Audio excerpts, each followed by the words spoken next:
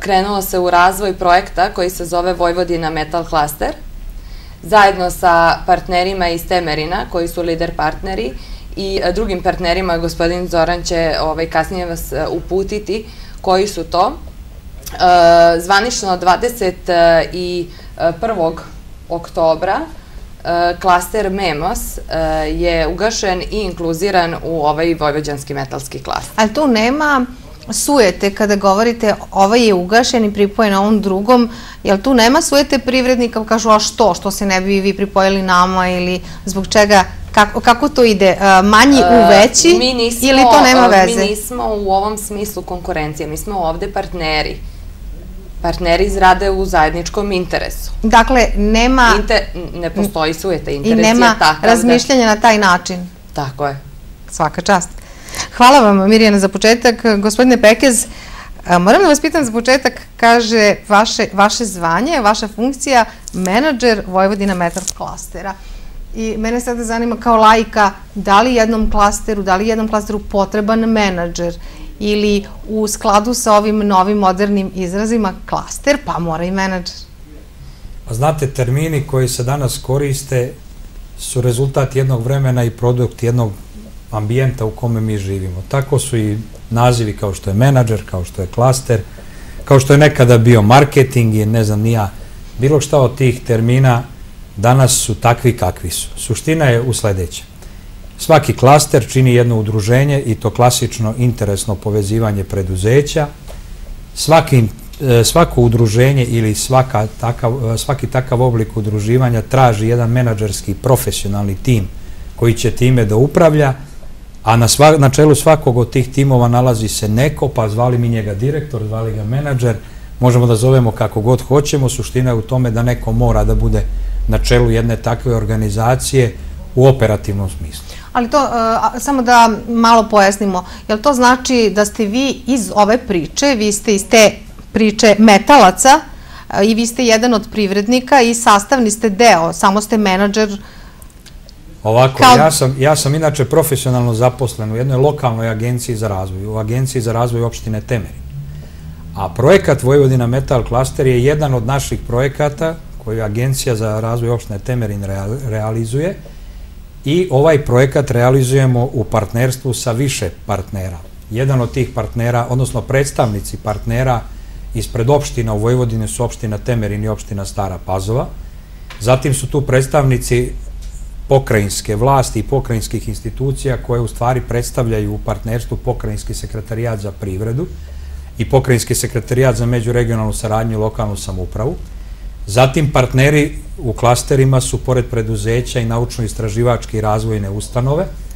U ovom našem konkretnom slučaju partneri su Fakultet tehničkih nauka iz Novog Sada i Friuli inovacione istraživačko-razvojni centar iz Udina u Italiji. I naravno, partneri na ovakvom projektu su već postojeće asocijacije koje okupljaju preduzeća ili nekad ga zovemo nevladin sektor ili organizacije civilnog društva, zovimo kako god hoćemo, u suštini to su asocijacije koje već okupljaju privrednike. U ovom našem konkretnom slučaju, jedan od naših partnera je bio ranije postojeći klaster MEMOS metalaca iz Srema i drugo je opšte udruženje preduzetnika iz ADE. Tako da u jednom tako širokom partnerstvu mi smo zajedno izradili, da tako kažem, ovu ideju do kraja, uradili projekat, konkurisali i čak smo za ovu ideju dobili i sredstva iz evropskih fondova u iznosu od 860.000 eura. I sada je u toku realizacija. A da li bi moglo neko od ovih udruženja, odnosno pojedinačno svaki privrednik, da li bi mogao da dobije toliki novac? Pa neću da kažem da to nije moguće, ali ću da kažem da je udruživanje civilizacijsko dostignuće. Dakle, sigurno da bi možda neko mogao, to je teško sada pretpostaviti, ali je činjenica da se takve stvari ne rade pojedinačno, to je ipak traži jedan viši nivo kulture, saradnje, traži jedan viši nivo povezivanja, viši nivo razumevanja i mi često pod saradnjom smo spremni da podrazumevamo klasičan kupoprodajni odnos, a saradnja je daleko šira i daleko složenija pojava i potreba i čoveka i preduzeća nego što je klasičan kupoprodajni obligacioni odnos. Zato i na vaše prethodno pitanje kada je koleginica Mirjana odgovarala da li tu postoje ti oblici konkurencije, surevljivosti i tako dalje, nema. Nema zato što privrednici jasno prepoznaju svoj interes, a klaster je oblik interesnog povezivanja preduzeća. Hvala vam. Ja ću samo zamoliti kolege iz režije da nam izbace brojeve telefona. Ja ću reći 018 519 400 i 519 401. Možete zvati, postavljati pitanja i preneti nam neku vašu sugestiju na ovu temu večeras. Mi vas očekujemo.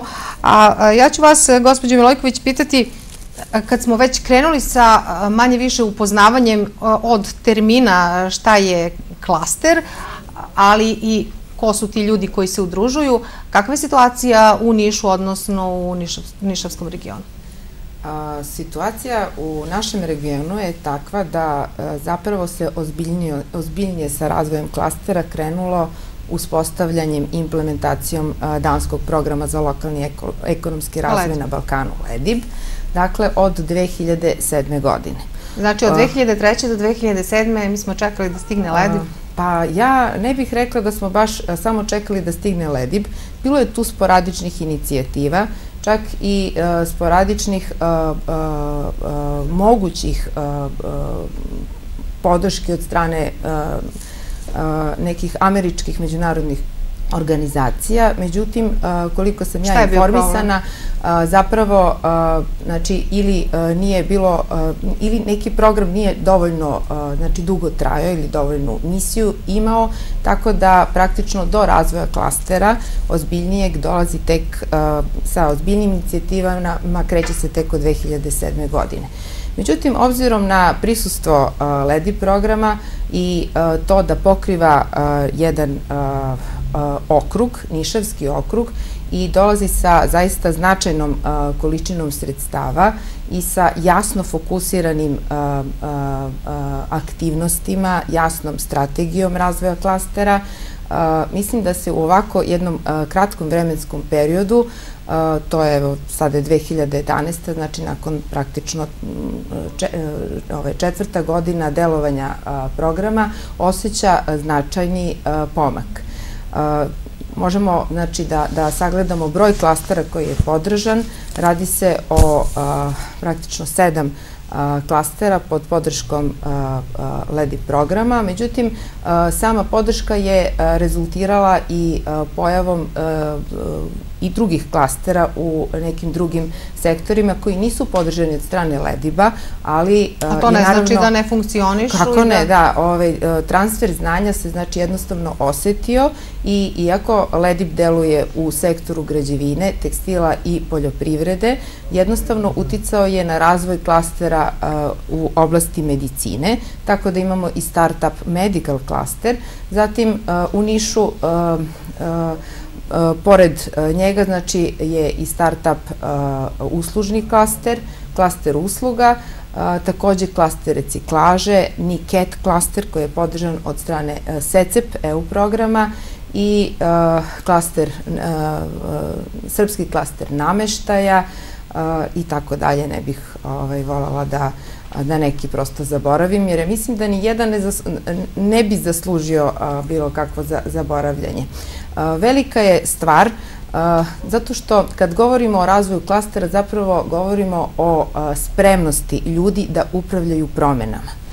Klasteri prosto zahtevaju i razvoj klastera je jedan nov način razmišljanja kada se govori o održivom lokalnom ekonomskom razvoju. To je jedan od veoma važnih stubova održivog lokalnog ekonomskog razvoja. Ima tu, znači, još puno komponenti koje treba uklopiti, ali svakako treba iskoristiti prednosti koje donosi klasterizacija i uopšte takav način povezivanja i umrežavanja privrednika, javnog sektora i obrazovnih institucija, što je postignuto u našem slučaju naših, da kažem, gostiju iz Vojvodine i mislim da Vojvodina Metal klaster zaista zaslužuje sve pohvale. Je to vodeći klaster u Srbiji? Jel možete vi iz vašeg ugla, iz ugla saveta da kažete da su oni? Pošto su oni, pretpostavljam, skromni, pa to neće reći. Da vam kažem, iskreno mislim da spada zaista u vodeće klastere, jer ide jednim potpuno prirodnim razvojnim putem.